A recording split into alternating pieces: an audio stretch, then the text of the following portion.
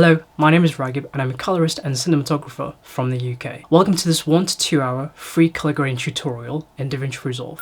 My aim is, by the end of this tutorial, that you have a really good understanding of how to color grade in Davinci Resolve. We will be utilizing a free tool that we have developed called the Davinci Resolve Start Power Grade, which will essentially help you to fast track your color grading in Davinci Resolve. This free tool is free to download from our website. In this tutorial, we will not only be going over how to color grade log footage from start to finish, but also how to color grade phone footage, such as videos that you take on your iPhone. This video is not only for those people who are beginning their color grading journey within Davinci Resolve, but also those people who have a good understanding already of Davinci Resolve but want to take their color grading just that one step further. I will go over many different tools within Davinci, covering most aspects within the actual color tab, and hopefully by the end of it you're going to create some really good results. And afterwards, I would love to see some of the work that you create from the things that you've taken away from this tutorial and implemented into your own work. So I recommend filling up your water bottle, sitting down, getting comfy, and enjoy this lesson. Hello and welcome to Davinci Resolve. Here we are in our edit tab. Before we fully begin and go into our color grading, what I would like you to do is go over to your settings at the bottom right here, and you're going to go over to your color management. So you might start in master settings, go over to your color management, and then you're going to set your timeline color space to Davinci Wide Gamut Intermediate. I believe this might be set to Rec 709 Scene to begin with, but I recommend just for now set it to Davinci Wide Gamut Intermediate, and for your output color space, if you're working on a Mac, put it on Rec 709A, because this will basically allow your exported image to look exactly the same as the one that you're going to edit in the color tab.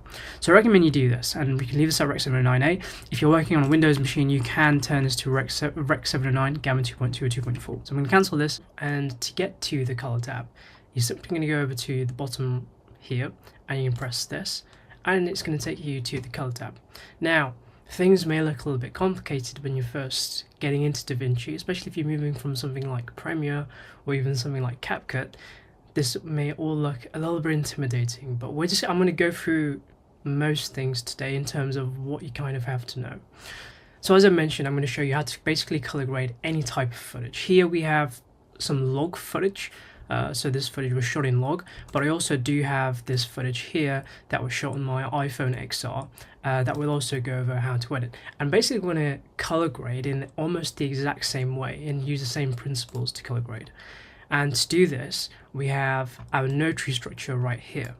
Now, normally if I was to do a full massive tutorial about node trees, I'd go through them one by one.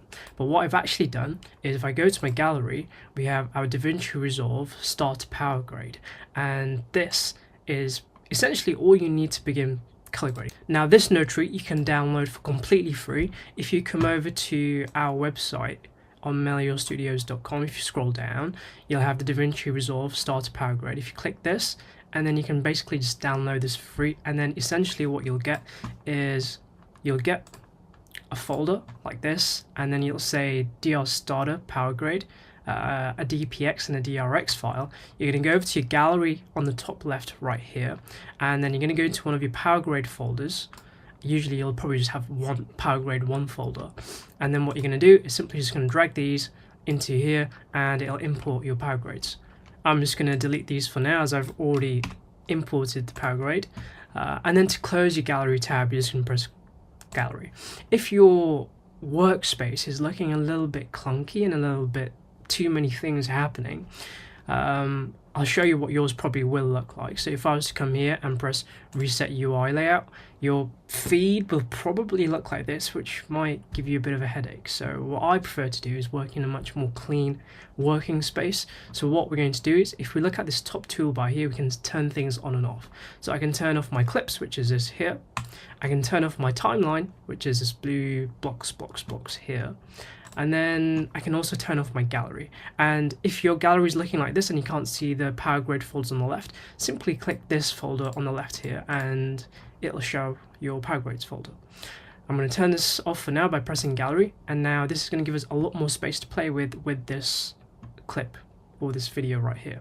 And then you can basically drag this line from left to right depending on how much space you want for your actual footage. I'm just going to probably put it towards the middle here, and then we have our footage on the left right there. We have our node tree structure here. If everything is looking huge, what you need to do is come over to where it says clip and simply drag this all the way down, and that's going to give you the most amount of space. And if you wanted to move your node tree structure, simply click, left mouse click, drag, and then you can basically move your node tree wherever you wish. And we have a nice starting point here. What you might also find is that you may only have two sections on this bottom panel right here. You might have like your curves and all of this will be bunched up with this, and that would be the first half, and then your parade and waveforms will just be on the right hand side. Now you can only get 3 sections if you're working on a 4K like resolution monitor, and if you're doing this on a Mac and you do have 4K resolution but you're still not managing to get all of this and making everything look really nice and getting a lot of space to work with, come over to your system settings, and then we're just going to go over to displays, and then we're just going to go over to our display, and all I'm going to do is I just press more space. When I press more space, that's going to give me a lot of working space. And then what I recommend you do is, if you've done that, go over to your workspace, press reset UI layout, and then you'll get these 3 different segments of menus at the bottom. So now we can actually start grading. So we have our clip here that I shot on my Sony a7S III on scam3.cine and slog3. So now we're here and we've got a good setup, and I will go over this as we kind of go along. So in our CST, which is our color space transform in, this is where we input the settings that we used. In our effects, I'm going to come over and type in scam3.cine and slog3, and that's what I kind of already got it as a preset, and normally it would probably just be set at that. However, if you're using a different camera, such as you're using Canon log, so you're going to use Canon Cinema Gamut for your color space and Canon log 3, and basically whatever, if you're using Blackmagic, use the Blackmagic Gen 5 film, whatever it is, and input the correct ones right here. But for now, I'm going to keep this at scam3.cine and slog3. Then what you can do is I'm just simply going to go to my effects, and I'm going to press this, and that'll close down my effects. And then what we can do is look at these nodes right here. So here we have an exposure balance node, contrast node, and a saturation node. And these are essentially all of our balancing nodes. The yellow nodes here are essentially to help balance our image. If our CST in wasn't doing a good job to convert the image into a nice looking image, then we can come into here. So if we look at our waveform at the bottom right hand corner right here, essentially what we want to do with exposure, contrast, and saturation is stretch this waveform as much as we can, because this is essentially all of the information within this image. So if I was to just increase the brightness of this image like this, you can see how the image moves up as I increase, because the image is moving more towards the brighter areas. So where it says 1023, that is the highlighted area of our image. So the top bit will be our highlights, the middle part is our midtones, and the bottom part, where it's close to 0, is our shadows and blacks. Now, if you're not able to see all of this, I recommend you come over to Parade. You can also use Waveform. This is also a very common graph that a lot of colorists do use. But for now, I prefer working in Parade. Then we can come over to these 3 lines here, this menu setting, and if you're not being able to see your graph easily, you can simply move this reticle, and you'll be able to see it a lot more clear. And the same with the graph bars like this. And just save it to where you'd like. So for now, this is great, and this is a good starting point. And you can use, I do recommend using a mouse when you're color grading, by the way, and you can simply hold the middle mouse button and drag this to centralize it if it's like a bit ajar like that. So that's fine. Essentially what we want to do is get lots of information from this image from these 3 nodes, if the CST hasn't done it already.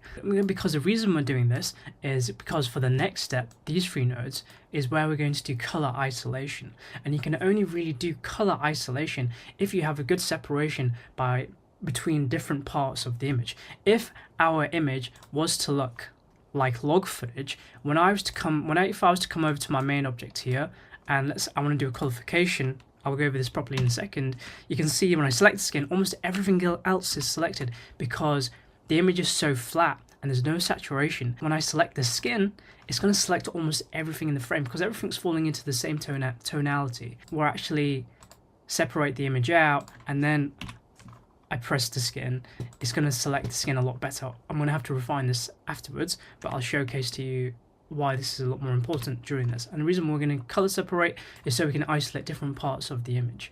So for my exposure, I'm just going to use my offset and bring this up. And that's basically just going to bring the overall image up like this. And as I'm bringing my offset up, maybe you don't want to do it too much. This is good. And then I'm going to bring my midtones up, which is my gamma. So lift is your shadows, gamma is your midtones, and gain is your highlights. And offset is just like a global look of your image, the the overall look of the image. So I'm just going to bring my lift down like this, and I'm going to bring my gamma upwards like this. I can probably bring my gamma even higher, and I can bring my mid shadows further down and my gain higher like this. What you don't want to happen is you don't want your highlights to be clipping, so you'll know your highlights will clip, because if I was to do this, you'll see it'll hit the 1023 line and it'll make this really straight line on the graph basically, and that'll be that line right here. So you don't want that to happen. And the same thing with the shadows, you don't want it to clip at the bottom, because then your backs will be clipped.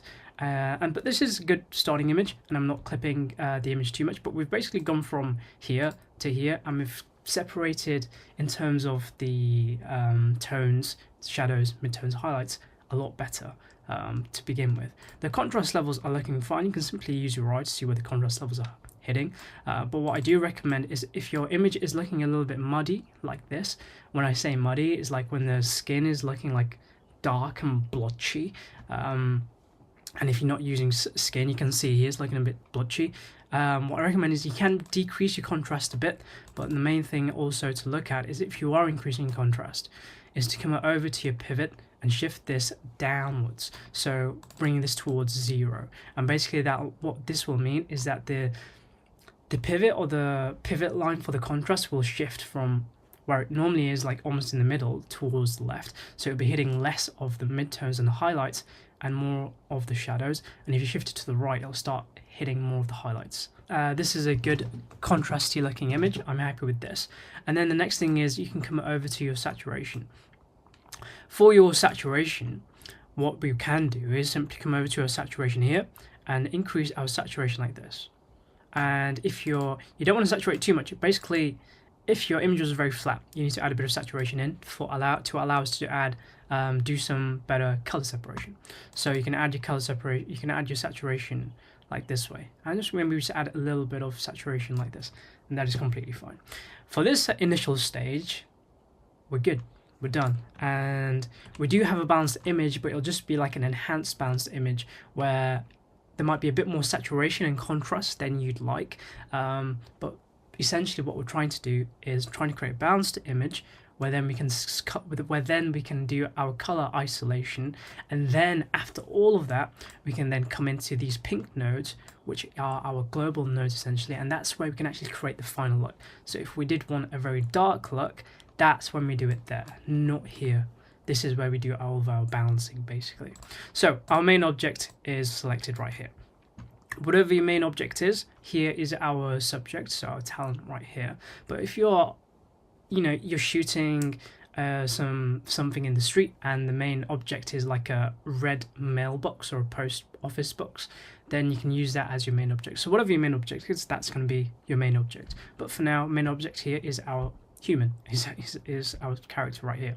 So what you want to do is to do color isolation. You're going to come over to your qualifier here, and then essentially what you're going to do is you're going to ensure this qualify plus button is being selected, come over to your skin and press the skin. Now you're going to see nothing's going to happen, maybe this has shifted, but you're going to say, oh, how do I see my selection?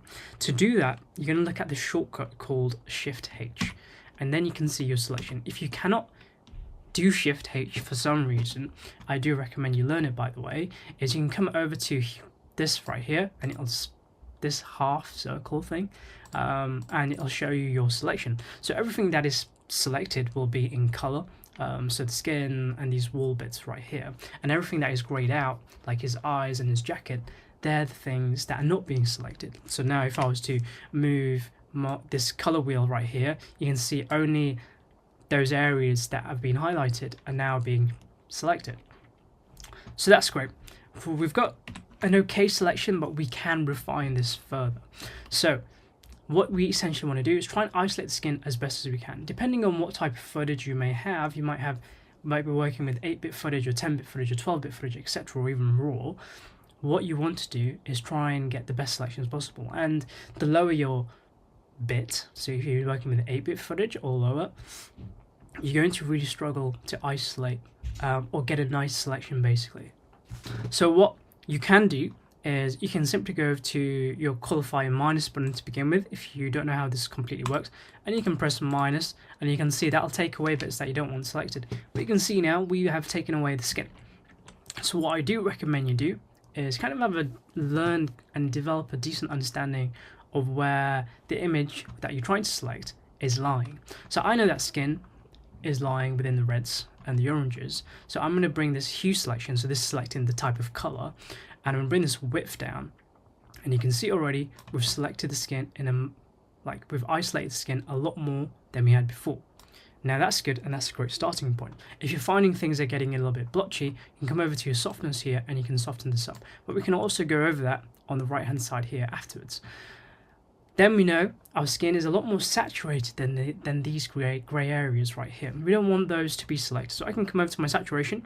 I can either bring my low up like this, and you can see that's doing a good job. You can see those greys are now no longer being affected. And then I can simply go to my L soft, which is my low softness, and then increase this, and that'll kind of feather out even more like this. Find the luminances, the brightness part of the image, so how bright that particular part of the image. So if you had a sky that's being selected, we'd know that the skin's not as bright as a sky in that particular image, so I can bring this down. You can see that light here is no longer being selected, so that's looking pretty good. And then you can bring the low down, or you can bring it up. So if I wanted some of that hair in or not in, I can bring that up like this. I can do this like that, and that's a decent selection from what we've gone from before. And remember, it does not have to be perfect. To further finesse your selection, you're going to go over to denoise right here, and that'll basically kind of soften out your masking, and that's the same with this blur radius here. So the only two things I recommend you kind of need to look at here is blur radius and denoise, and you can kind of push these as much as you want. I don't really push them above 20, but if you have to push them above 20, it's completely fine. Go for it. So we've got a decent selection here. Now, if you was very angsty about your selection, there are two different ways that you can go about doing this. The first way is going over to our power windows right here, and this is basically allowing us to create another mask.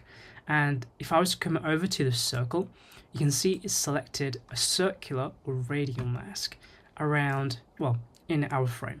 Now, if I was to just, you can move the mask by simply dragging in the middle to move it actually like this, and to make it bigger and smaller, you can drag the points on the edges and make it bigger or smaller. Now you can see that only the character in the middle is being selected. None of these parts on the left or the right being selected. So we've got an even, better selection like this. And this is looking good. And you can refine this. This red circle on the outer circle here, this is just feathering. So you don't want it to be super harsh. You always kind of want to do is just kind of feather it out a little bit, and that'll kind of take off the edge on the sides. And that's looking pretty nice. Say you have a moving image though. If you're having a still image, this is perfect. But say you have a moving image, what you might want to do is then come over to this tracking window, which is on the next slide, press this, and ensuring that this tracking window is selected here, you're simply going to press this back and forth. And it's going to actually track your subject pretty well. And as you can see, it did a pretty good job here. Now, if you didn't want to use a power window and it's not doing a good job, you can go one step further. Also, there are squares and a gradient one as well. And that's something we can maybe go over later, but essentially just choose the correct shape that you would like. But if that shape is not working, select this pen tool right here, and simply you can just go over and just draw around your subject. And once you've done that, you can then come over back to your tracking window, ensure you're in the tracking mode, select the back and forth, and then track him. And then you've tracked your subject. That is one way. And now if I press Shift H and I was to move this, you can see we've done a really good selection of our subject. So this is looking pretty good. The last way, that I'll kind of showcase to you is, if I was to turn this off, is Magic Mask. I can't remember if this is a paid version of DaVinci Resolve, so this is only in the studio version. So if you're not in the free version, you can maybe skip if this doesn't work for you. But if you do have the studio version, let me show you Magic Mask and how crazy Magic Mask can be. So there we had to kind of maybe draw it and find it. But here, I'm going to reset this as well. And then I'm going to press reset this as well. And then I'm going to simply, ensuring that my qualifier plus is being selected here, and I'm going to press better. I'm going to draw around my subject skin like this. And then I'm going to press Shift H, and you can see it's done an almost perfect selection of our character. I'm going to press back and forth, and then essentially it's just going to track our subject back and forth. And you can see some things might be selected, but don't worry too much about that, because we can essentially go back into our qualifier. So we've done our selection, but essentially we've not adjusted anything in our qualifier, so we can double up on our qualifier here, and adjust this once more again like we did before. So I can bring the width down like this, so you can see the eyes are no longer now being selected, and I can actually select the skin like this. I can bring those saturation levels maybe up like this, so our eyes and our hair is not being selected. Increase the denoise, increase the blur radius like this, and decrease the highs that way. Increase the width like this, and then we have a nice selection of our subject. Then what you can do is, skin normally falls into the midtones, and midtones is correlated with gamma. Now, to see if you wanted to get perfect skin tones, and this is more so if you're working with skin, you're going to go over to your parade and press vector scope. You're going to get this funky graph at the bottom right here. And what you actually want to do is press these three dots, come all the way to the bottom, and press Show Skin Tone Indicator. And on this line, that is where your skin kind of lies. And essentially, if I was to move this point on the gamma, you can see that this line that we're moving, where is essentially our skin, you want this to kind of fall onto the skin. Now, we don't really want to push the skin too much as of yet, because this is simply what we're doing here, is trying to do some color isolation.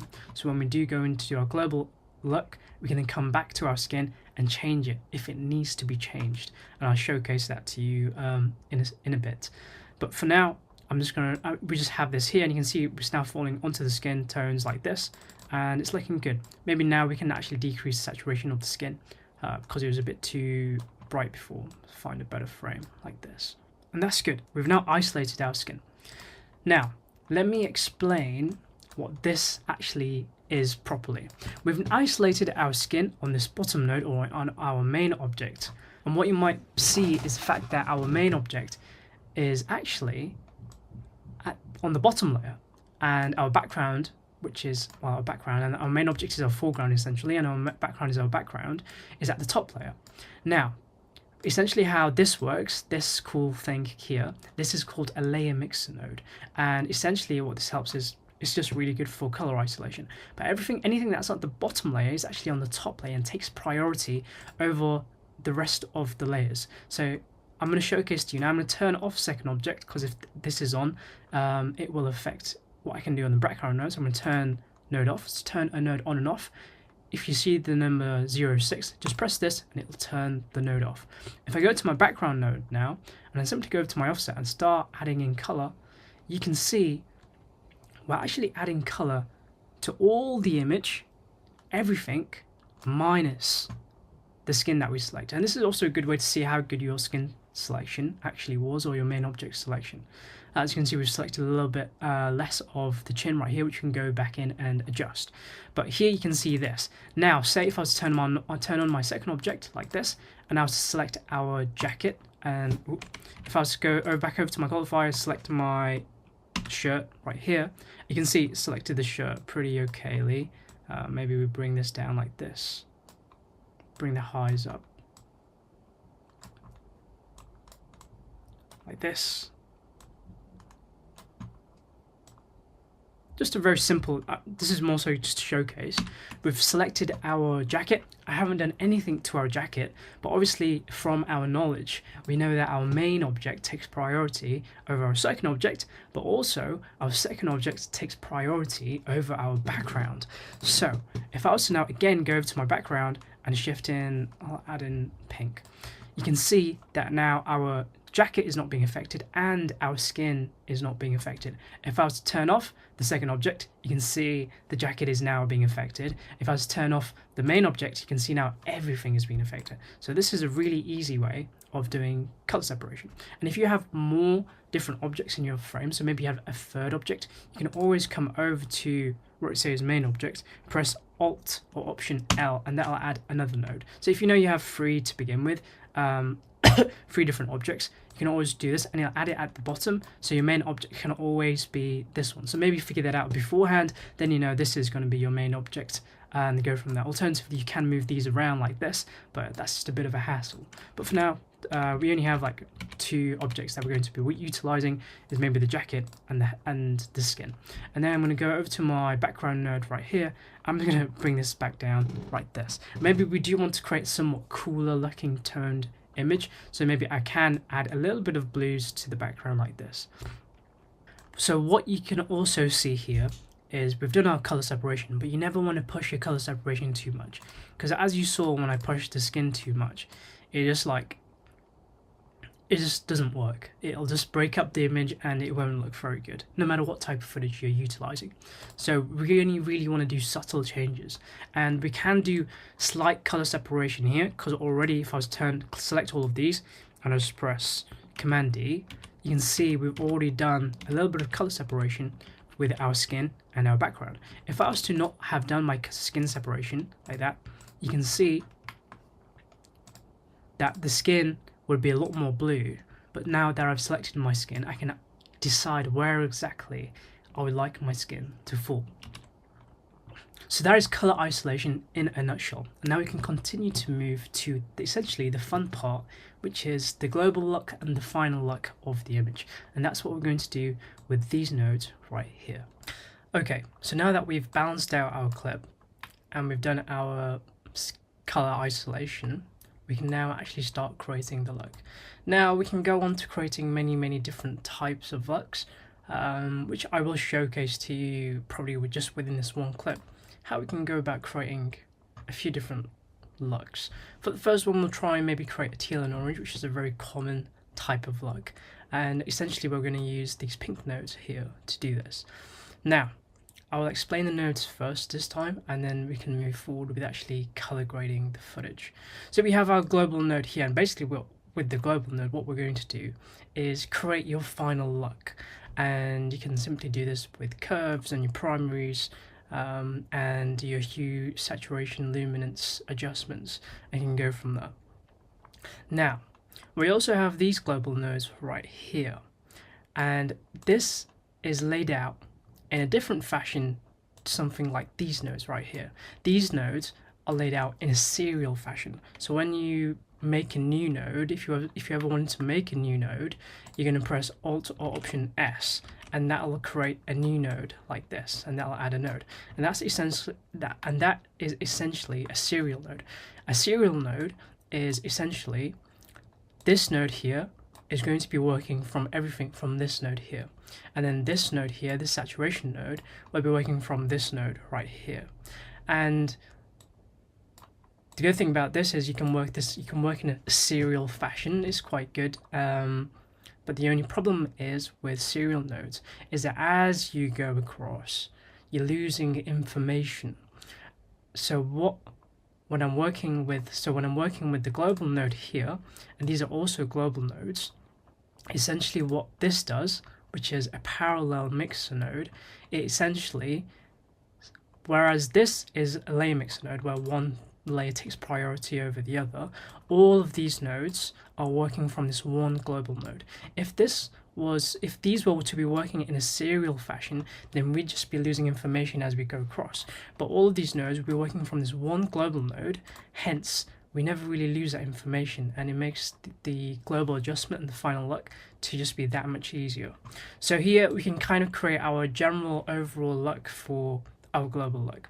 And then what I've done here for this node tree that you'll be utilizing is I have these 3 nodes at the bottom here, which is to do with masking. So I've just put a few gradient masks, and I'll go through that. So if you want to darken the bottom half of the image or darken the upper half of the image, you can do that, or brighten up the character who might be in the central of the image. You can do that with these. And I've just labeled these power window 1, power window 2, power window 3. And if you forgot what power windows are essentially, if you look at this circle here, it's these things that we created that masked an area of our image. Then we have adjustment 1, adjustment 2, adjustment 3. Now, I only have 6 here, but sometimes you may watch tutorials and people have like 10, and that is still completely fine. It depends on how many different things you want to implement. Within these adjustments, we can maybe look at color slicing, which is basically allows you to play with the density and the saturation in a very nice way. As well as we can look at our H cell, our hue, saturation, luminance, and maybe add an effect or something like that. And that's what we can do over here.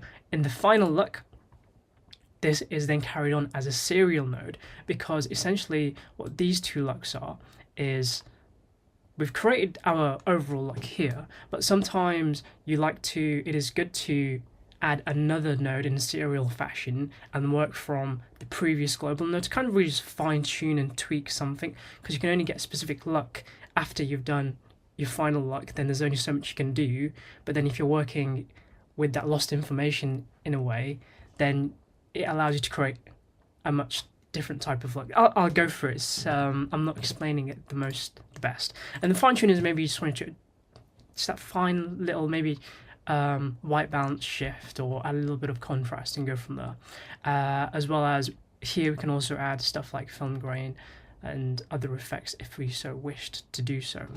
So let's go over to our global node. In our global node, what I often usually start off with is our curves. So I'm going to make 1 node, 2 node, 3 node, well, points, 3 points. And I always start off with 3 points on my curves. And if you can't find your curves, remember it's this icon here. Within your curves, you can have multiple different types of curves right here. And these basically target different things. Here, this normal curves, we're going to be targeting our shadows, midtones, and highlights. So our shadows fall down here. If I move this like this, our highlights fall, well, our midtones fall here within the middle of the graph, and then our highlights fall towards the top. With these nodes, this is hue versus hue. So say we do have this yellow, I can select this with my qualifier. I'll extend this a little bit, and you can see we can adjust the hue of that color here. Now we've done our color isolation here, but say you just wanted to do a general quick change in color, you can always use H cell and hue versus hue graphs to adjust that. So if you want it to be a bit more orange, you can shift it there. I'm just going to leave that for now. So you have hue versus hue. Basically, you're selecting a particular color and you're changing that color. This one is hue versus set, so you're selecting a particular color like this, and you're increasing or decreasing its saturation value. So you're either making it more saturated or less saturated. I'll adjust that. This one is hue versus luminance, so the brightness of your colors, luminance versus saturation, so the saturation of either a bright area or a dark area. Saturation versus saturation, so if an area is really saturated, you can select the most saturated areas, which is on the right hand side of this graph, and you can basically bring that down if you so wish. So if I was to make a point there, I just bring this down. Well, it's not doing anything. Maybe I make a point here. It's weird because a lot of the images isn't falling into the most saturated areas, so a lot of the image is actually falling here. So you can see like the yellows here, which is probably the most saturated part of the image. To get rid of a point, by the way, you're just going to right click and that'll get rid of a point. So if I was to bring this down, you can see the yellows in the bottom left, which is the most saturated. You know, come that down and that down. So that's cool. And then you have saturation luminance, which is the brightness of a particular part of your luminance. So if I was to bring this up, you know, you're going to leave that down. So only the most saturated areas are going to be brightened up, like so. So that is curves explained in a very quick nutshell. But the main curve we're going to play with is this tone curve right here. And what I'm going to do first is I'm going to add a bit of contrast in the shadows. So I'm going to bring this point down here and just a little bit of that, and then I'm going to bring my midtones, and I'm bringing it ever so slightly up, and I'm going to bring my highlights down. You can do a lot of this with your eye, and alternatively what you can do is, if you're not sure about where to keep your image, you can always bring in a reference image and go from there. To bring in a reference image, what you're going to do is you go over to your gallery and say I have this clip, this still right here. To bring in a still, you just want to press right click, press import, grab an image from your library on your computer, and then you're going to bring it in. And then so essentially what you're going to do is going to select an image, and then you're going to select this icon right here, and then you can essentially adjust this, and you can see where is this image kind of falling into. I'll make this smaller compared to my image. And there are different types of, you know, ways of looking at it, and you might prefer one over the other. And as well, when you're doing this, you can kind of look at the parade at the bottom right. Whatever you can see literally is copying what this image is doing right here. So this image on the right hand side will only be what's happening on this right hand side here, and our image is on the left hand side. So if you ever wanted to copy an image and you wasn't sure where their tones fell, you can kind of see and kind of mimic it. So in this image you can see there's a lot more yellows, so then maybe you decide, actually I don't have enough yellows in my video, I'll add it here. I'm not going to go into depth with this because I could spend a whole tutorial going over how to exactly copy reference images, but this is just so if you're unsure about where to take your grade, my advice is just look at loads of different inspirations, whether that's on social media, if you see any inspiration that you like, or from movies, just go look at some stills, and then you get a better idea of what tones you kind of like or where you want to kind of take your image. So I'll bring that back and we can continue to edit from here. What then I'm going to do is going to come back into my curves right here, and maybe I can bring this a little bit higher. So midtones, skins always fall into midtones, well, most of the time. So you can see as I'm increasing this, the skin is also brightening up. So I can maybe make a fourth point to kind of fine tune my adjustment. I don't want the highlights to be affected as such, but maybe I just want that midtone just to be slightly raised ever so slightly. And you can see by pressing your node, and then I can press Command D just to turn off that one particular node, a before and then after, and it just brought out the darker side of the midtones ever so slightly, and our skin is looking a lot nicer and a lot cleaner, and this is looking pretty good. What I then might want to do is start dabbling in adding a little bit of color. Now what I'm going to do is maybe come over to my gain and start adding some blues into our image, and I can do this. And this is looking a bit funky. This might not be looking the best. Now what I think is the image is a little too bright. I actually want my image to be a lot darker. Personally, I prefer much darker imagery compared to something bright. So what I'm actually going to do is come over to my gain, and simply you'll see the slider here, this black slider. I'm just going to bring this down. It's going to darken out the image like this. And you see we've added this blue. Maybe we don't want as much blue like this. And we can bring this down like so. Maybe everything is a little too saturated. I can bring down the saturation as well like this. And then maybe I can add some oranges to my highlights just to pull in something for the skin like this. And we create this almost bluey, greeny type of look. And now what we can do is then come over to our main object if we so wish. And if our skin is a bit off, what we can do is adjust our skin to fall where we want it to fall. So say I want the skin to be more orangey or red like this, I can make it fall here. I remember we said we were going to adjust this and make sure the cheek is being affected. So I'm going to press Shift H, and what I will do is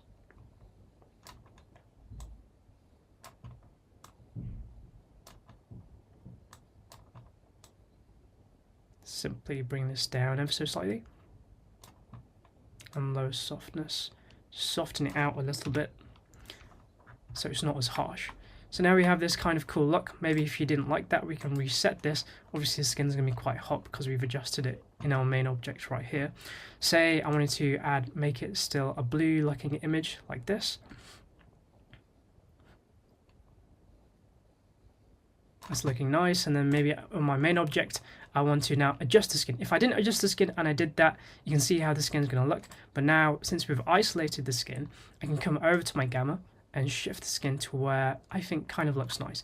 If you're unsure where you kind of want the skin to look, I can come over to my parade, go over to my waveform, sorry.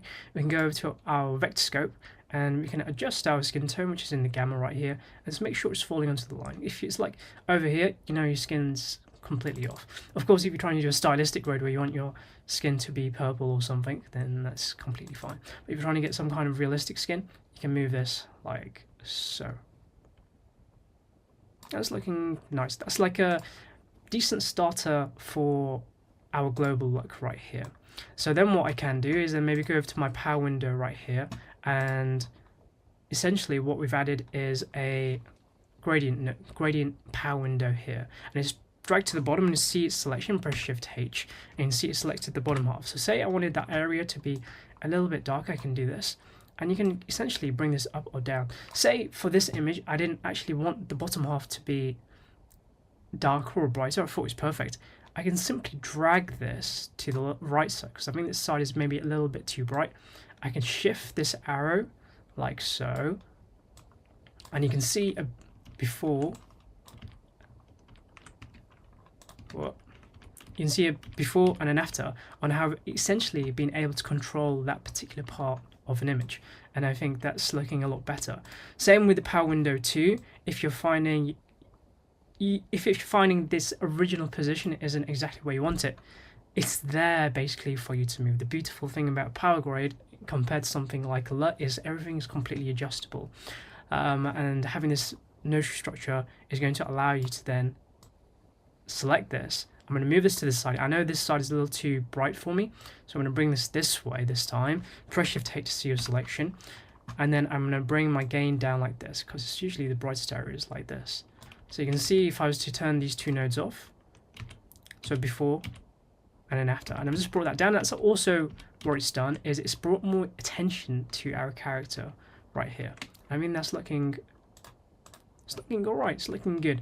We're going to fine tune this furthermore, probably in a final look. But for now, I've just added the colors that I want to be added, and we're balancing out. We're not balancing out the image. We're just controlling different parts of the image as we go across. If we go to power window 1 here, this is a circular power window, and you can invert this.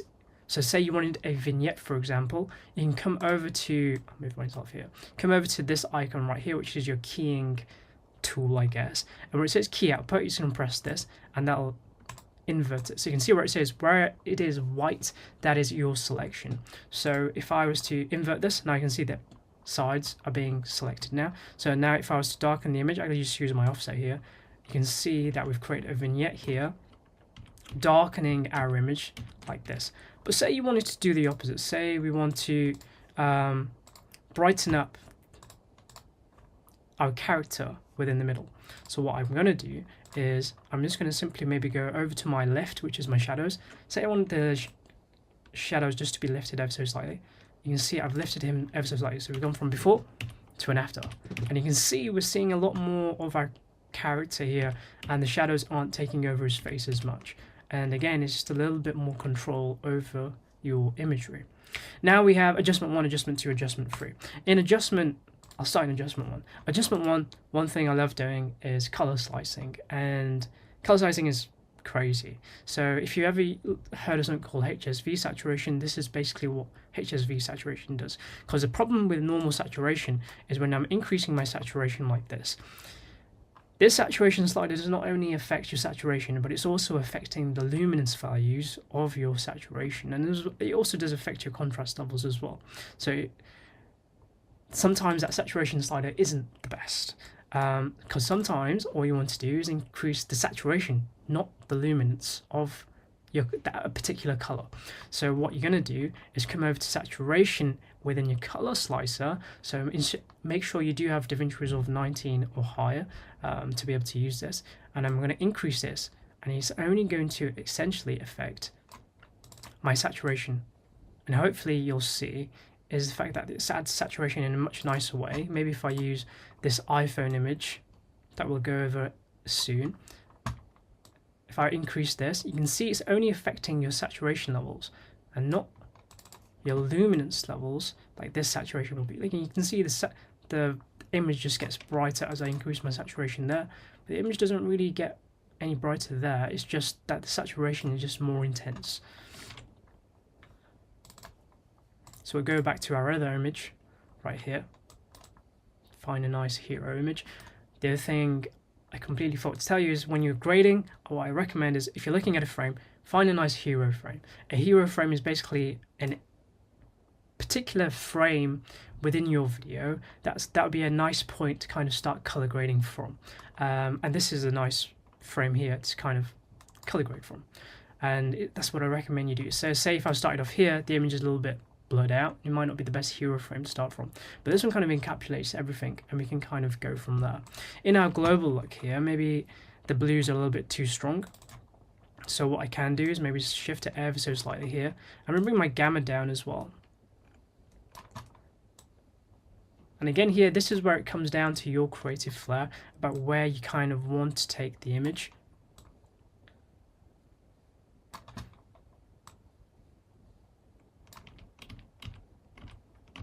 So we've gone from a before to an after, and it's looking pretty nice. And then what we can do, so we've looked at color density. I can increase the density here, but what I can also do is if I look at the skin, and I was to reset this, is that it's going to fill in the skin quite nice. So if I was to look at the reds aren't doing too much, but if I was to increase the skin, you can see the skin just fills in ever so slightly. It's quite nice, and you can increase saturation of that, or decrease saturation of that here as well.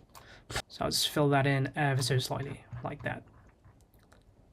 The next things you can do is maybe in our adjustment 2, we can look at our color warper here. So what you can do is you have these, well, this is a 6-sided shape, hexagon, and essentially if you was to use your qualifier, so when you select this, a qualifier will appear, and I was to select this here, you'll see it'll make a point. So it'll tell you that this color is lying here on this graph, let's call it a graph.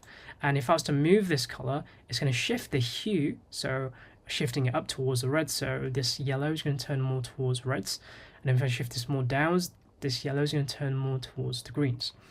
And essentially this is how it kind of works. And if I was to bring this down, it's going to desaturate that particular color, and if I was to increase this, it's going to increase the saturation of that particular color. So I'll reset this, and if you're finding sometimes 6 sides are not enough, you want to have a bit more refinement, you can go up to 8 and you have a little bit more control over your image. To be fair, we don't have too many colors in here, but maybe we just simply want to affect this orange right here.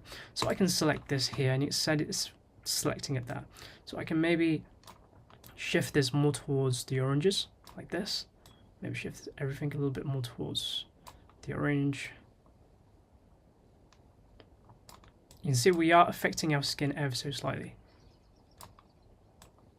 But we've gone from a before and an after, and that's have affected this ever so slightly. You can also utilize this hue versus hue curve again right here, and you can shift this up and down. You can kind of see which one you do prefer. With this one, obviously you can only affect hue, then you have to go into the hue versus sat to affect that. This one, you can see the selection is very rough. So if it's finding the selection is a little rough, you're going to increase this radius like this, and then you're going to go from there. So here maybe I just want it a little bit more orange, like this.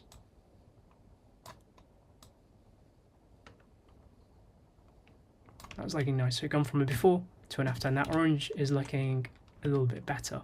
So this is getting somewhere, I guess. And then what we can do is you can go to final adjustment. Within adjustment 3, there are a few other things that you can choose to do if you so wish. You can look at some effects. If you have some skin or somebody's face, you can simply type in face refinement, and we can drag this upon adjustment 3. And then I'm going to essentially press detect faces within the frame, and it'll detect a face. And essentially what this is a tool to kind of play around with facial features, let's say. When you press this, you're going to press this back and forth button, and you're going to press show overlay because it looks really cool. And it's going to essentially track your character right here, or your subject who is human, who is a person. And you can press turn off show overlay, and we can do something cool here. So say you want to refine the face even more, you can start adding things here. Say you're working in fashion or editorial stuff and you need the skin to look really smooth, you can bring this up like this, and you can see how we've just controlled the smoothness of our skin like this. And I usually like bringing the scaling down, as it doesn't make it, you don't get rid of all the information within the skin, and it's not looking super plasticky. And the more you decrease this, the more kind of refine it'll look. So if you wanted to add like natural, I don't know anything about makeup, I guess concealer, I guess, or foundation, I'm not sure, you can bring this up and that kind of smoothen out your skin a little bit. Alternatively, what I do like to do for male subjects is bring it downwards, and it actually adds a nice bit of sharpness, but makes them look a little bit more rugged and gives them a little bit more character, in my opinion. So I'll just leave that there.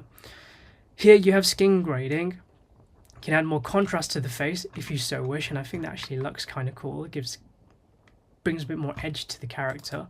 I know we've worked so hard to kind of raise the shadows in the face, but you know, as you go along, you can adjust as you wish. So maybe I wanted to add a bit more contrast to the face, like this.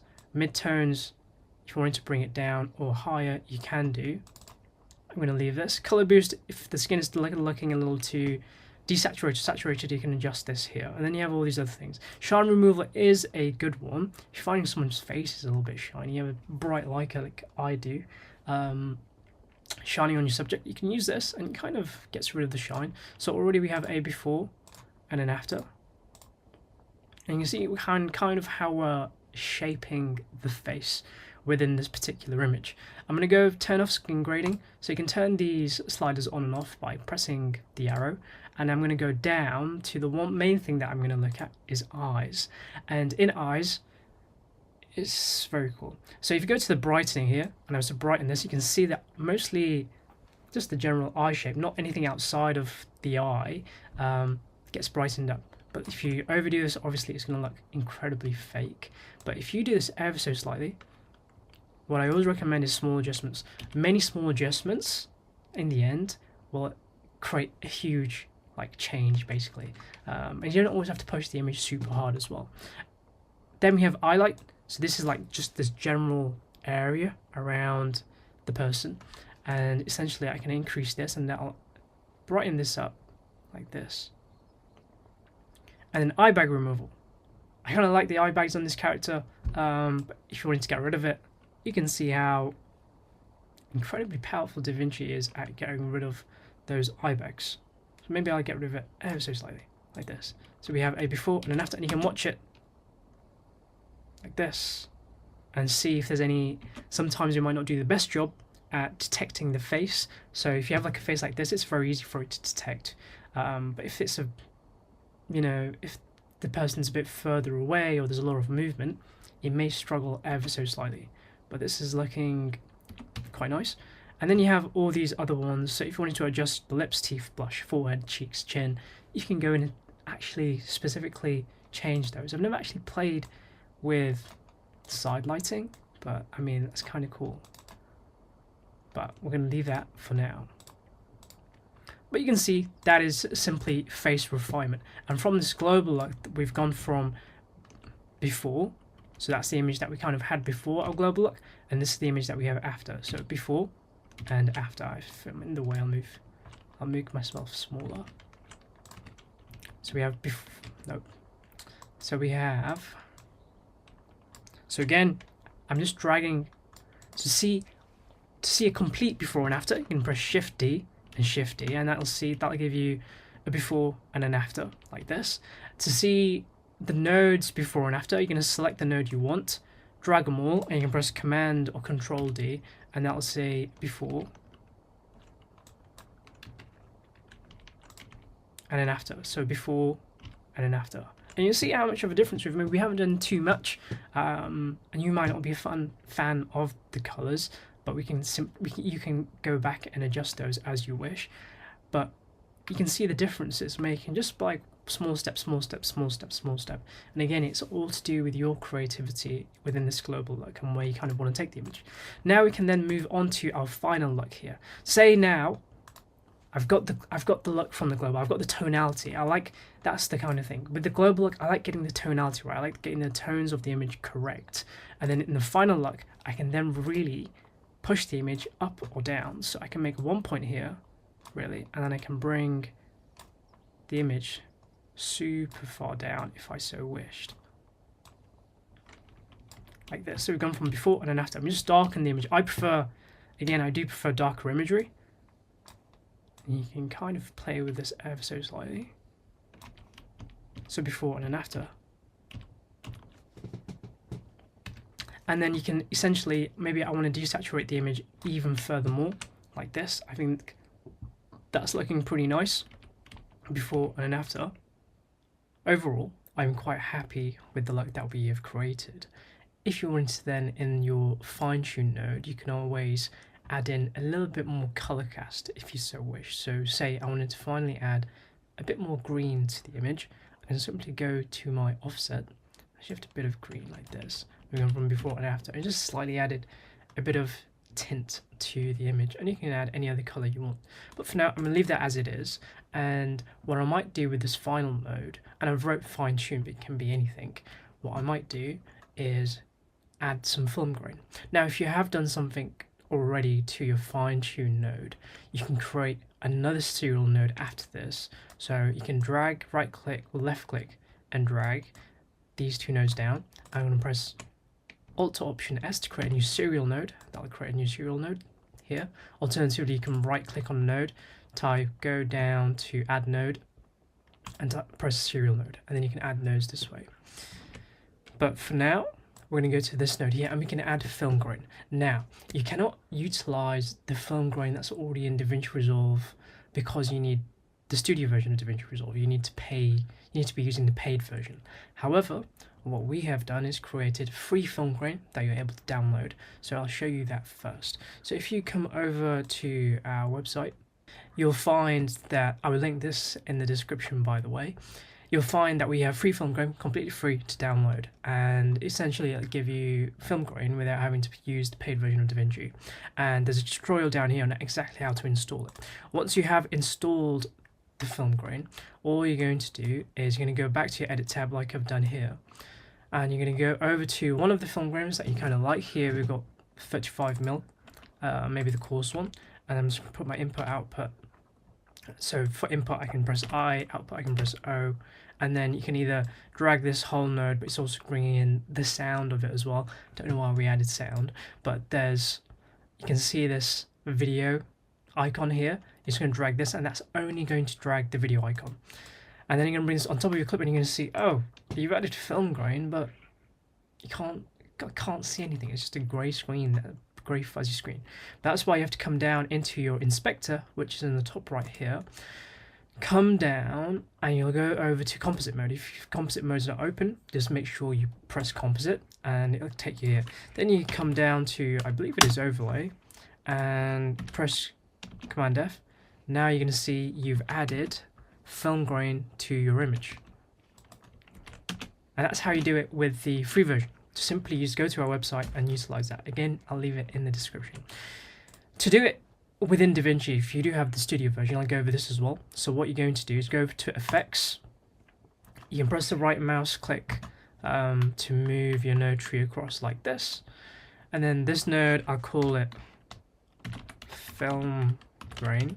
If you're wondering how I labeled my node, I pressed the F2 key, but you probably won't have that set as of yet, because what you actually have to do is go over to Davinci Resolve on the top left hand corner, keyboard customization, just type in label nodes, and you'll see nodes here, and you'll say label selection node. When you press this, just press the key you want. I usually use F2, and you can use whatever you want. And I'm going to press close, and that's how you basically label nodes. Film grain. Go over to your effects now, and I'm going to search film grain, and you can see this film grain right here. Drag this on top, and it's automatically going to add a level of film grain that you can see within the image on the left here. I usually like to use 16mm archival print. Alternatively, I do enjoy my 35mm. I just find 60mm is just a bit more harsh. image. I prefer my grain just to be a little bit more rough, I guess, and 16mm does allow me to do that. And already you can see that we've added this nice grain, and the beautiful thing about grain, and the reason why you may add grain, is it adds texture to the image and it adds a little bit of interest to the image. You can keep the image clean if you so wish. This looks really, really clean, and then but you can also add grain, and it kind of just adds some nice texture. And personally, I prefer a little bit of grain always in my imagery. You can then, the great thing about using the studio version of Davinci Resolve is the fact that you can change all the parameters in Davinci. So here I can adjust the softness. So if my grain is a little too soft, I can bring this down and it's a lot more coarse, I guess, more rough, but it's kind of fine as it was. Maybe just drop it down ever so slightly. But what I can also do is increase the grain strength. You can see increase, decrease, and just find a point that you really like. The problem with film grain only is the fact that in Davinci Resolve, when you use film grain, it does take up a lot of CPU or GPU, what's the word? Computing time. So when you play things back, it may play back a little bit slowly. If you're having problems with your playback, what you can do is first I am working in a 4K timeline, so I can reduce this to a 1080p timeline. So you can come down here and go to 1920 by 1080. Alternatively, what you can do is go to playback on the top here, and then simply go to timeline playback speed and maybe turn this to half or quarter. However, when you do this, your grain quality is going to change. So when you're actually adjusting your grain, then essentially leave it on full, but then when you're maybe editing, like back in your edit tab, cutting up and doing all your timeline stuff, you can put it on quarter playback or something. Alternatively, when you're doing your timeline, you can press Shift D and it'll remove all the grays. Well, it hides all the grays. You'll see it on this corner here. You'll be able to hide and show the grades, and that'll allow you to work a little bit faster. The other thing you can do is if you do want to see your color grading and you want to see it in full quality and it plays back fine in full quality, but not when you apply film grain, simply just keep your film grain off for now. And then when you go to export finally, that's when you can turn on your film grain node, and that's right here. So film grain is looking nice. I can increase the grain size if I wish, make it bigger or make it smaller. I'll find a better frame here. And you can see just even the skin alone, it's gone from before and after, and it's just added a nice level of texture to the image. Now, say if your grain isn't affecting your shadows too much. You're not wanting it in the shadows as much as you'd want it in the highlights. You want it more in the highlights than the shadows or the midtones. So you have these advanced controls here, and if I was to decrease my shadows here, you can see over here that the grain is no longer attacking the shadows, nor now is attacking really the midtones. I can increase it on the midtones, and you can see the shadows are still not really affecting. Well, the grain is not affecting the shadows, my apologies. So this is the beautiful thing about having film grain within using it in Davinci Resolve, but don't worry too much because the film grain that we have on our store is also pretty good, and we've had a lot of good feedback. So if you don't want to use this, just use our ones, and also it'll perform a lot better on your computer in terms of your playback speed. So I'm going to turn off effects, and that is essentially, for now, my final look for this particular image, and I'm pretty happy with it. You can do different grades, and what I will do quickly is utilize a snow tree. Instead of explaining it all, I'll go through a few different clips and create a few different types of looks, and you can see how you can utilize this snow tree structure to essentially create any type of grade you want. It all depends on your creative flair and what type of grade you're actually wanting to create.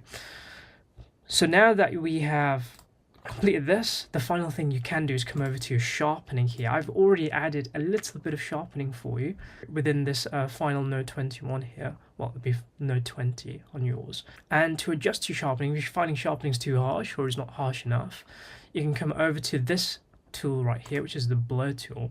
You're going to go over to your radius and simply going to drag this down to increase your sharpness. So if it's below 0.50, it's going to increase sharpness, and if you bring it up, you're going to blur out your image. So what I'm actually going to do is bring this down to 0.48 as it was before, and that's what I kind of do. I leave it between 0.48 and 0.46 depending on how sharp I want my image. The other thing is, and something that people rarely ever go over and touch, is something called scaling.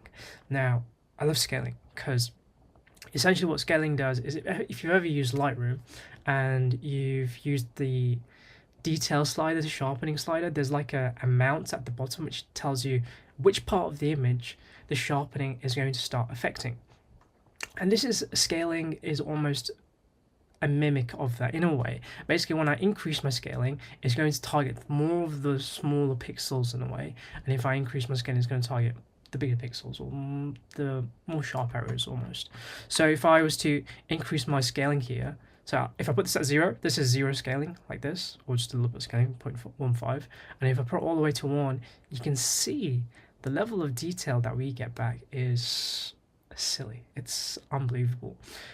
So I do like to increase this, and especially for like social media compression, etc.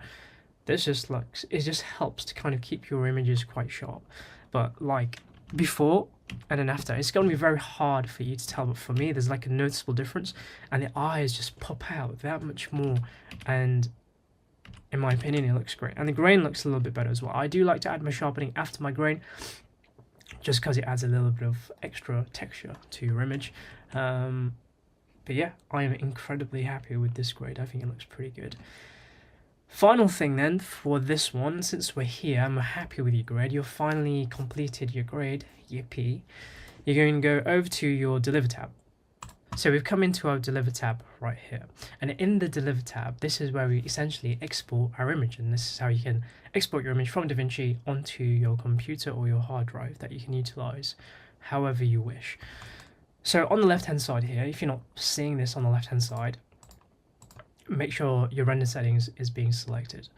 Then I'm just going to go down one by one. You have all these presets here, but we're not going to really look into these. You're just going to leave out custom export for now, or you can leave out H.264 master and you can adjust it accordingly. But for now I'm going to leave out custom export. File name, we can call this tutorial clip 1, whatever you want to call it, just call it this.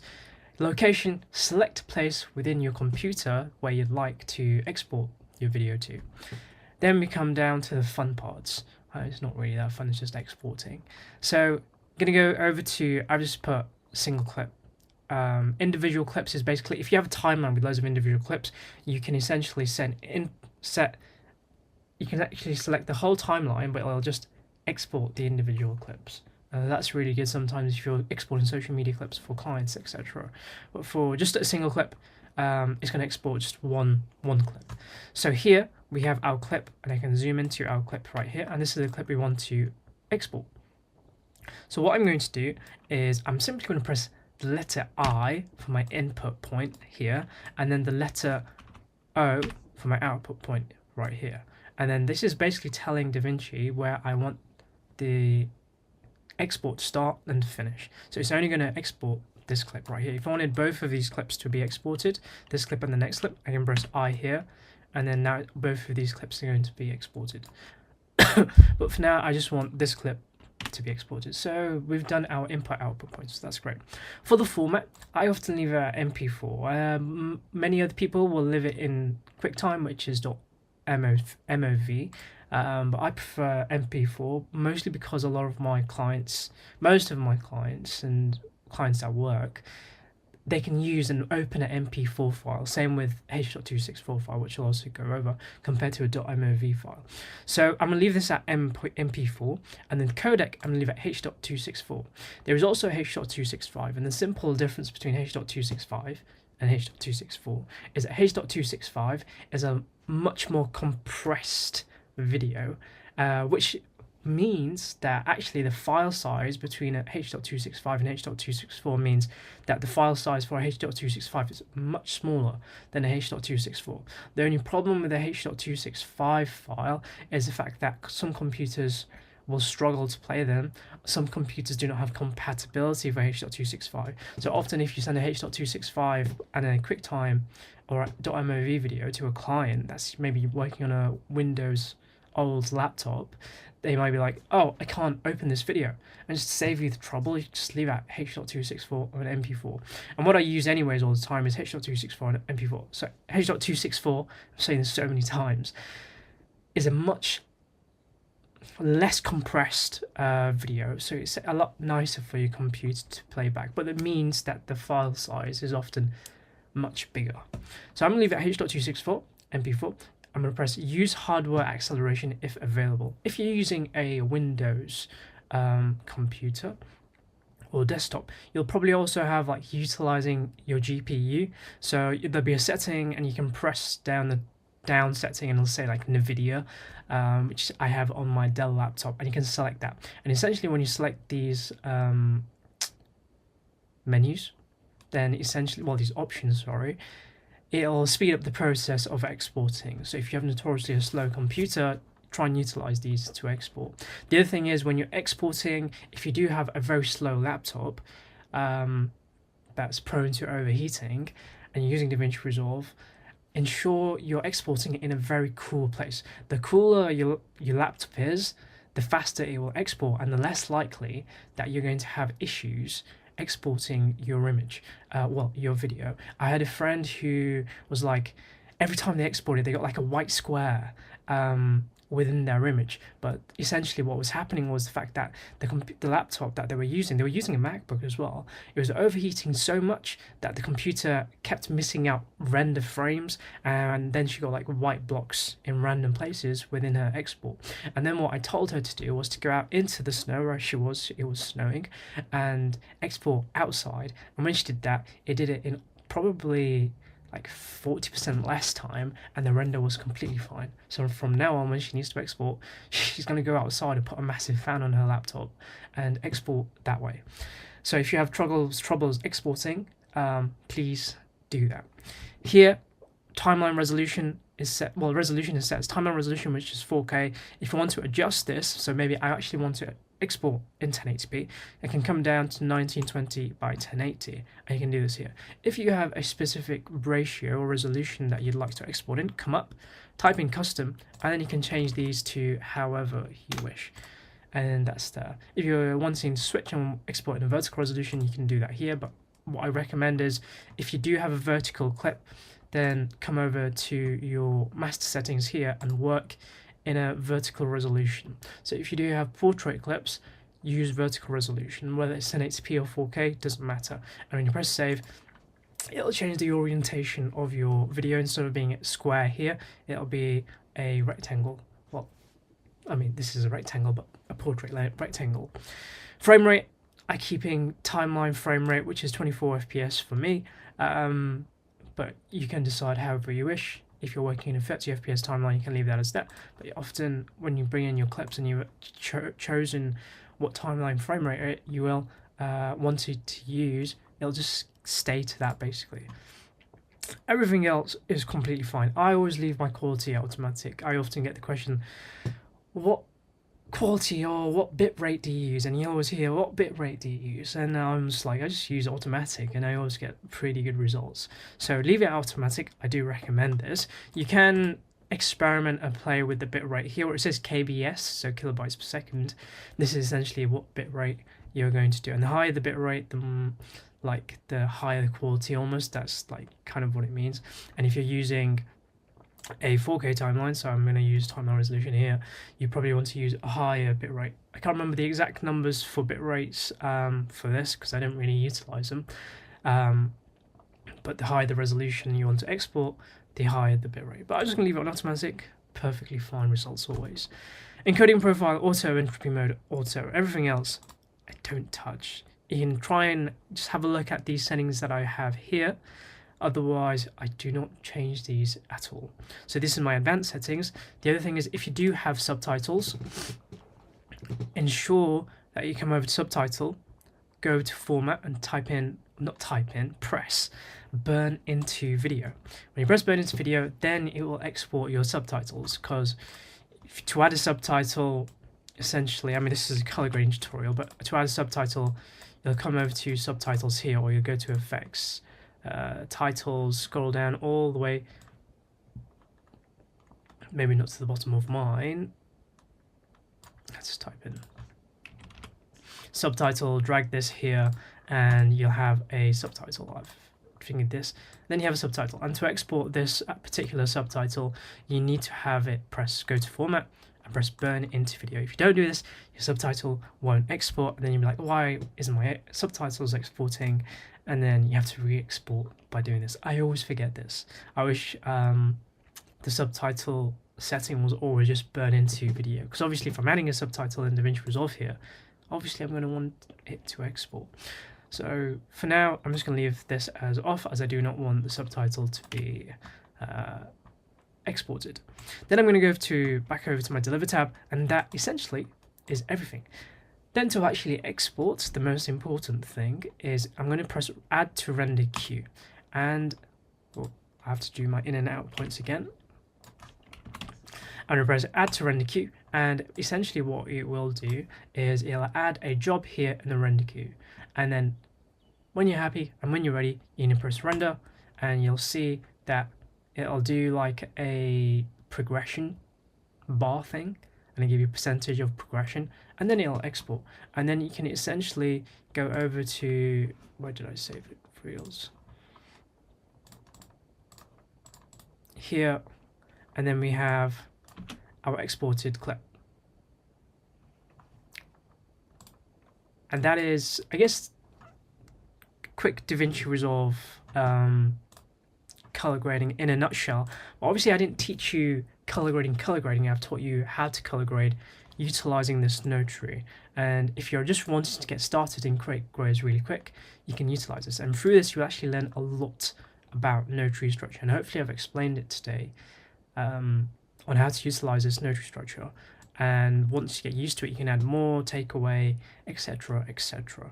So we're happy with this clip, and what I'm going to do next is simply go over iPhone footage, or footage that's shot in Rec 709, simply because not everyone's going to be shooting in log, and a lot of people do shoot on the phones, and you'd be surprised at how much you can push color on iPhone footage particularly, or phone footage in general. So we'll go over that next, and then finally what I'll do is we'll go over a few different clips and videos, but getting different grades. Like this grade was quite specific, a bit of a desaturated blue and orangey type of look.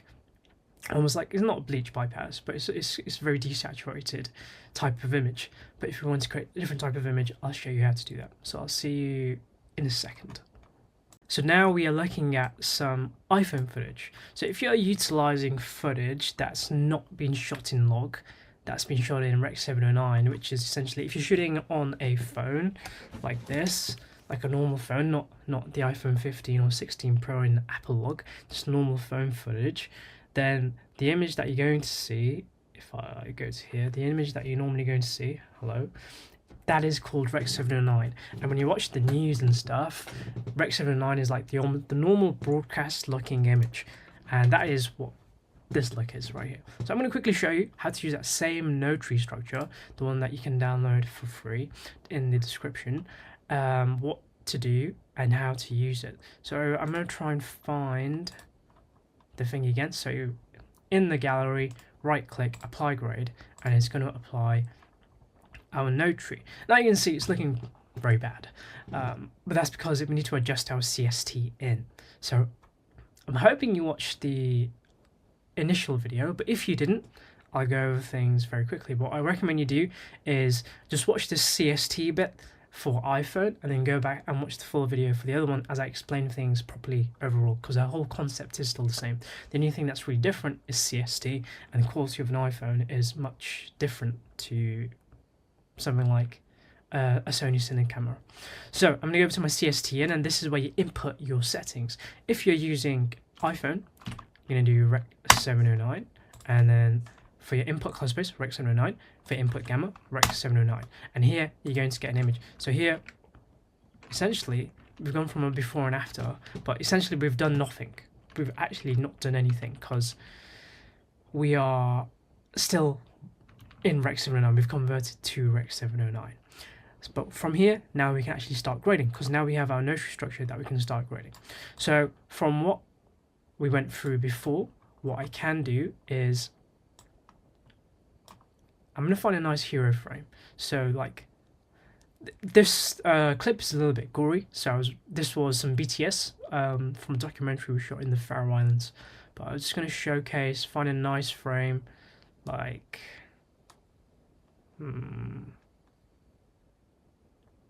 like this. We'll start at this frame. This is pretty nice frame. So this was shot on the iPhone XR, I believe in 4K 24 FPS, and I'll show you how to adjust this. So you can see the image is pretty well, like, I'm going to say balanced, but what I mean is that there's lots of saturation, there's lots of contrast. The image is not flat looking at all, so it's completely fine. If there are parts of the image that are too dark and you're losing information, like the blacks are clipping ever so slightly, I can simply go to my left, which is the shadows, and then bring this up like this. And you can see we're getting information back within no shadows. Even when you shoot on a phone, you'll find, well, you won't find until you come into color grading, there will always be information trapped that hasn't been fully released. So here you saw that I brought up my shadows, and actually I brought out some information within the character's jacket on the left. And that's looking a lot better already, so before and then after.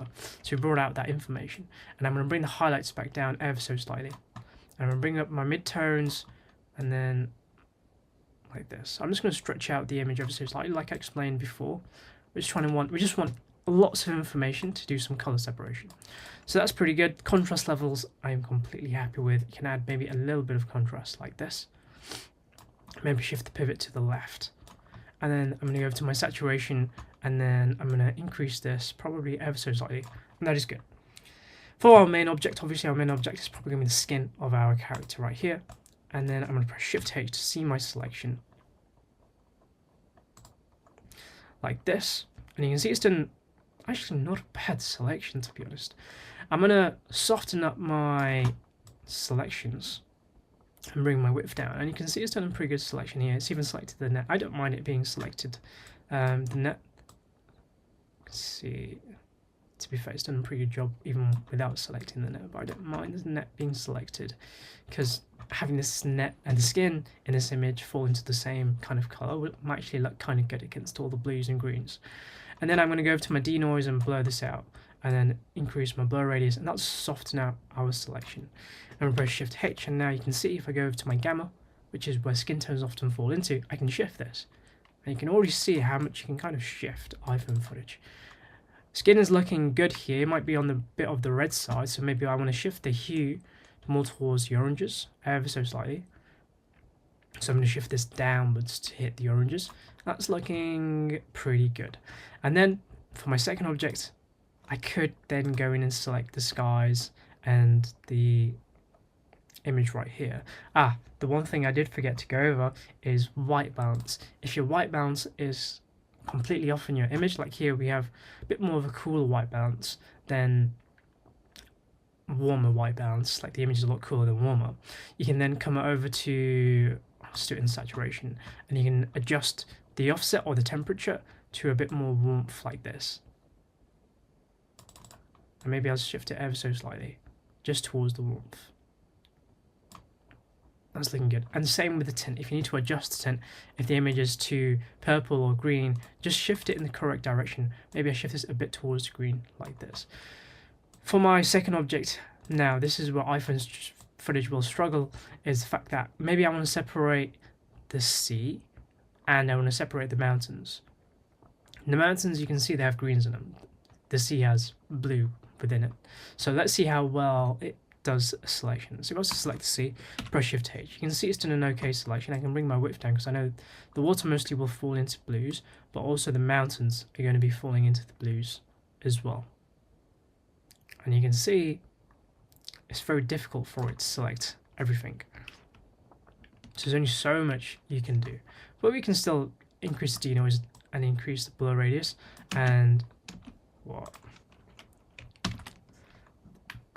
Let's go back into this image.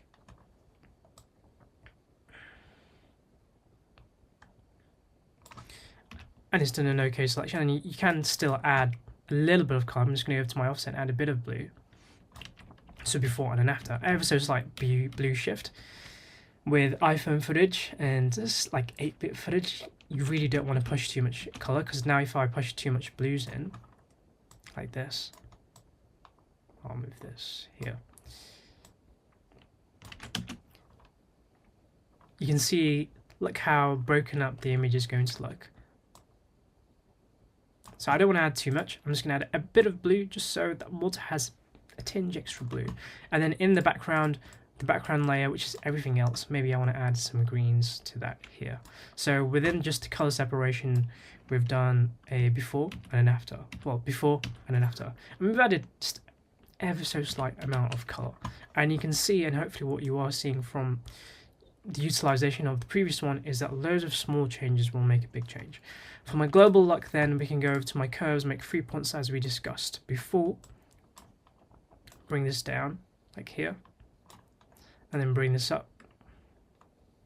So I brought my shadows down ever so slightly. Now we're almost trying to create the final look here. So maybe I do want to add a bit of contrast to those shadows and darken up those shadows like this. And then I can maybe drop the image down. I'm going to clip my whites. So when you bring your whites down, I'm just going to clip it, and that's going to help soften up your highlights.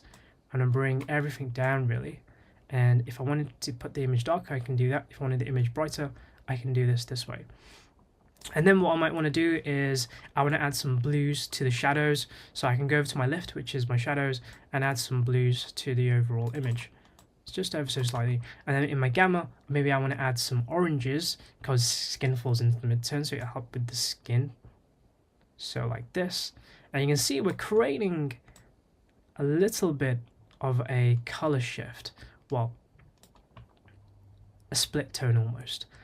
And you can kind of push your color like this. So we've gone from a before and an after, and you see already how much kind of, I wouldn't say better, but how much of a nicer color grade we've created from the image before to the image afterwards. And this is looking pretty good. Now, I'm happy with that for now. Now we can look at our power windows, go over to our power windows. Maybe I'll bring this upwards, press Shift H to see your selection. Maybe I actually want to darken this part of the image up. Like this. Maybe I don't want this part of the image to be affected, but only just like the boat. And I can bring this up like this, darken up our character side. This is good.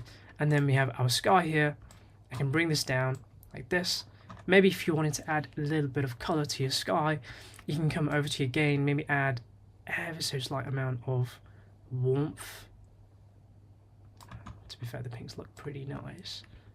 So now we've created an almost sunset is coming, almost kind of like. Alternatively, you can simply push in more blues like this. And don't worry if you're going too hard. All grades don't always have to be realistic. If you go on Instagram, I mean even my Instagram, you'll find that a lot of the grades are not realistic at all. They just look a bit funky, and as long as you like the look, it doesn't matter. If it helps to tell your story, just go for it. And the color grading is all about kind of expression, as it is an art. So that bit of blue does help. Maybe I don't want it to affect her so much, but maybe I do want to add some warmth to the image compared to before. And then maybe actually want to darken up that sky, or you want to brighten up the sky. Maybe actually let's brighten up the sky this time. As we went for a darker image last time, I can brighten up the sky this time. Maybe instead of this, I can add a little bit of blue to my image, and I can brighten up that. And I'm actually creating a bit of a glow here, and it's looking quite nice. We have a before and an after, and it's looking quite nice. Then we have our central. Maybe we want to brighten up our character, so I'm just going to increase the left here, and we've gone from before and an after on our character. Then I can go over to my adjustment, maybe go into color slicing, and we add in some saturation. So I can go into my saturation, increase this. iPhone, you do not want to push too much saturation. The more subtle colors, the more flat your image is. Honestly, that's how you're going to get iPhone footage to kind of look good. Unless you're using the newer iPhones, then you're completely fine to kind of push color. And maybe I'll also increase my density like this. and it's going to fill up the image just ever so slightly like this. Maybe our skin is now too harsh, too hot, as they say, if it's too saturated. I'm just going to bring the skin down like this. That's overall, it's looking pretty nice. So we've already gone from a before, so this is straight from your iPhone to an after. Before to an after. And you can see how much kind of, in my opinion, it does look a lot better. And people always say, you know, you can't really do anything with iPhone footage, I need to buy a camera. But you don't have to buy a camera. I mean, you do eventually, because there's only so much you can do with an iPhone, and I would never be able to shoot everything on an iPhone. Maybe in 10 years' time when it goes a bit crazy. But for now, you'd be surprised until you color grade footage. You can actually delay the process of having to buy a camera because you understand color grading so much, and you can push and pull your image. And people are like, no, you did not shoot that on an iPhone. And you'd be like, yes, I did. And they'd be like, whoa. So yeah, big flex.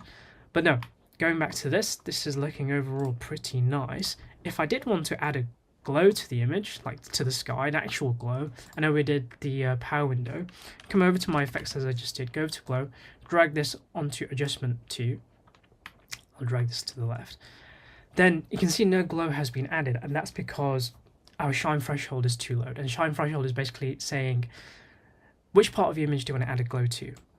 The more you decrease this, the more brightest parts of the image will be notified to become glow. That was a really weird way of explaining it.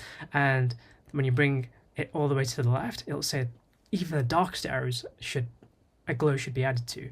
So here we really just want maybe the sky ever so slightly like this, and you can see we have this glow effect, which kind of gives it quite a dreamy effect. If you wanted to increase the spread of the glow, make it more bloomy, you can increase this like this. And if you didn't want it to be too bloomy, then you can decrease the glow like this. So you have before and an after like that. But maybe we do want to add a bit of glow before and an after. And it's looking pretty nice. If you wanted to add a bit of color to your glow, come over to your color filter and maybe add a bit of a blue glow like this. And you can adjust the saturation of it here. Maybe I don't want to do it too much, just ever so slightly possibly. And you can adjust the strength using the gain, which is more so the brighter parts, so the highlights, and gamma, which is like the mid-tone parts. So you can do a very subtle glow like this. So you have a before and an after. That's looking pretty good, and overall we're creating quite a nice image. For our final look, maybe we want to bring the whole image down. So we created curves once within our image. Now we want to actually do it again to bring the image even further down, but working from the information that we have here. And this is where serial nodes work better than a parallel node, is because now you're working from this. You're basically you're wanting to adjust this final grade. So final look, I'm going to bring the midtones down ever so slightly like this, and just making the image look cool. And I can bring the image down like that. Again, I was just flattening out the image ever so slightly more, and you can add a particular color shift to your image. So it's more of a green hue. Maybe you want a bit more warmth like this. You can do this like that. A bit more of a warmy, almost, I wouldn't say golden now, but it's getting dark in this image. Again, whenever you do this, if you're finding the skin is looking off, we've isolated it already. I can come over to my skin and I can desaturate it. So from before to an after. And that's the beautiful thing about color isolation, is the fact that we've already isolated it, so we can come in and adjust it. I'll leave that as it was. Maybe in our final look we didn't want to go for that particular color, so maybe you can go for what do we want to go for? Maybe add a bit of warmth to our shadows like this, and then we've already created a blue. I'm obsessed with blue tones, but say again, just play around with this, have fun. Gain's probably the one to go for. Yeah, and then you can bring this down ever so slightly.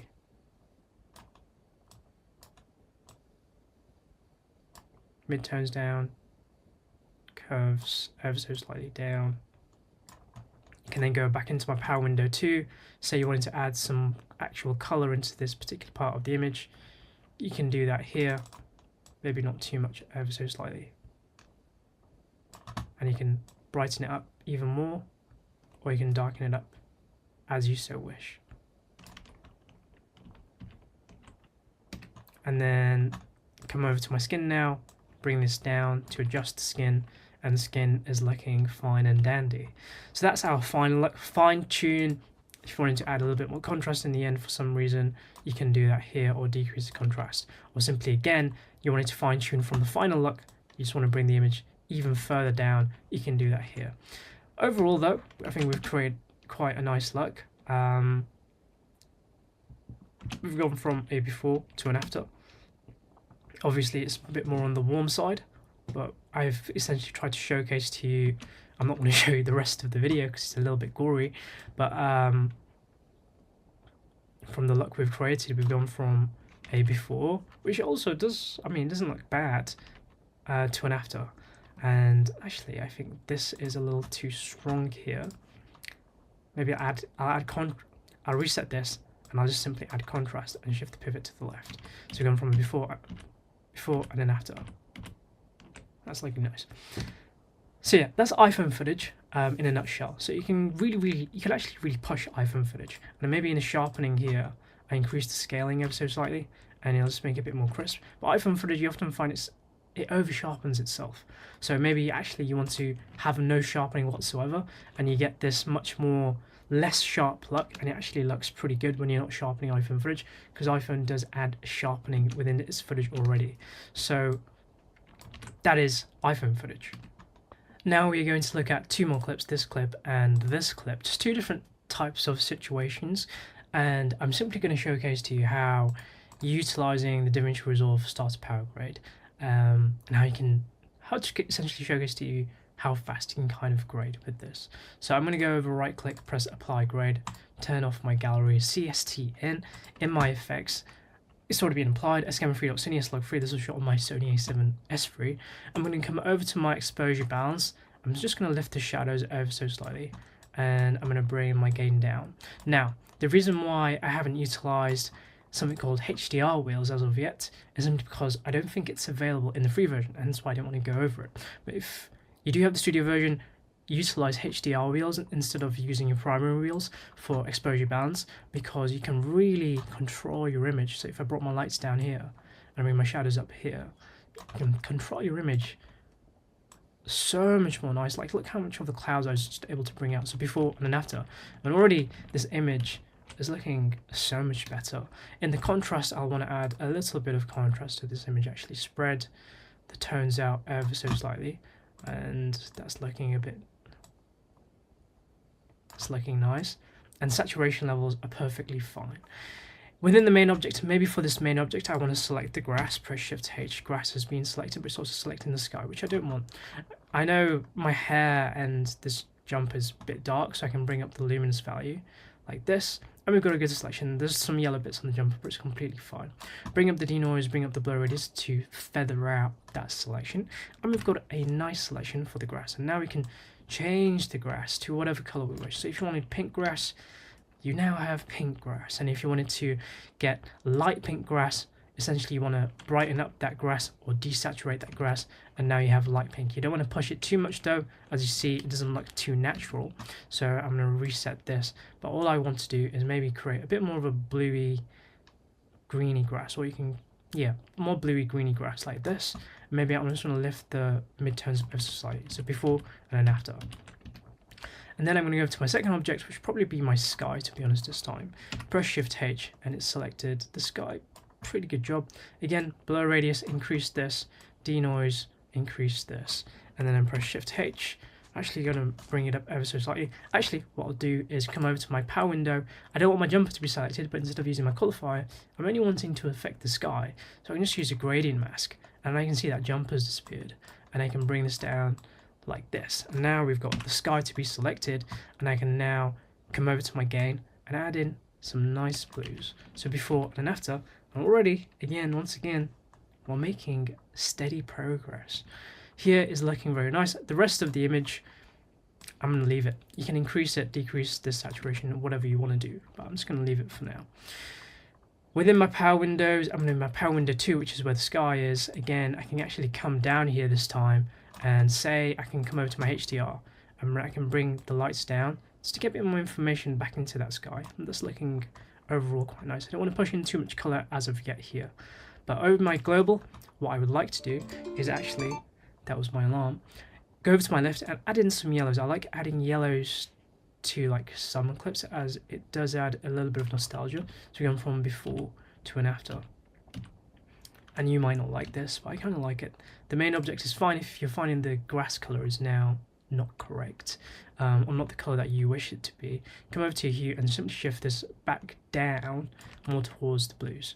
So this is looking overall pretty nice. In my global node, I'm going to make 3 points, 1, 2, 3, and I will raise my shadows ever so slightly. I'll make one more point actually, just to control those midtones and highlights ever so slightly. Bring that down, bring that here.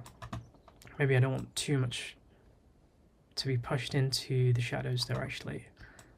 And I'll push in a bit of blues into my highlights. Maybe, what color do I want to push into my midtones? Just a bit of this, a bit of orange. So before and an after. And that's looking overall, it's looking quite nice. I don't need to do anything too much with these. Maybe in my adjustment one, I can come over to my color slicer, come over to my saturation and increase that ever so slightly, come over to my density, which is what I really want to adjust, and bring that in. I mean, the sky is actually a bit too saturated, so I'm going to bring that saturation of that sky a little bit down. Then I can come over to my final look. Maybe I want, if you wanted a high key look, you can bring this up, like this, a bit brighter. I don't really like that, to be honest. So I'm going to bring the image down like this.